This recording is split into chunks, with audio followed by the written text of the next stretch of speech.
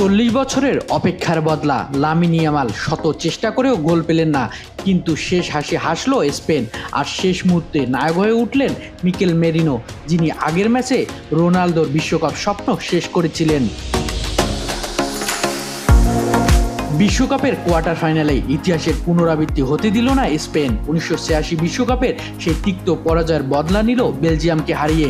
Match জুড়ে আলোচনার কেন্দ্রবিন্দুতে ছিলেন লামিন ইয়ামাল ও জেরেমি ডোকু। দুই তারকাই দুর্দান্ত ফুটবল খেললেও গোলের দেখা পায়নি কেউ, বিশেষ করে ইয়ামালের একের পর এক শট, এমনকি ফ্রি কিক থেকেও গোল করতে ব্যর্থ হন।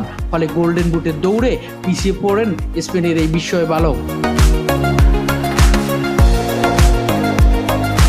অন্যদিকে বেলজিয়ামের গোলরক্ষক থিবো কর্তোয়া অসাধারণ সেভ করে দলকে বাঁচিয়ে রাখছিলেন, কিন্তু ইনজুরির কারণে মাঠ ছাড়তে বাধ্য হলে ম্যাচের মোড় ঘুরে যায়। তার বদলি হিসেবে সেনে লামেন্স শেষ মুহূর্তে চাপ সামলাতে পারেননি। ম্যাচের শেষ দিকে আর্সেনালের মিডফিল্ডার মিকেল মেরিনো বদলি হিসেবে নেমেই সুযোগ লুফে নেন। লামেন্সের হাতছাড়া করা বল জালে পাঠিয়ে স্পেনকে সেমিফাইনালে তুলে দেন তিনি। টানা নকআউট 2 ম্যাচে গোল করে স্পেনের জয়ের নায়ক মেরিনোই।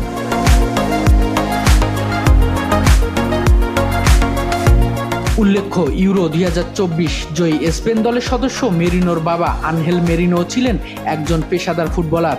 যদিও এই ম্যাচে বেলজিয়াম স্পেনের দীর্ঘ সময় গোল না খাওয়ার রেকর্ড ভেঙে দেয়, তবুও শেষ পর্যন্ত জয়টা স্পেনেরই হয়। লস অ্যাঞ্জেলেসের সোফি স্টেডিয়ামে 70,000 দর্শক উপভোগ করেন দারুণ এক লড়াই। এবার অপেক্ষা আরও বড় পরীক্ষার।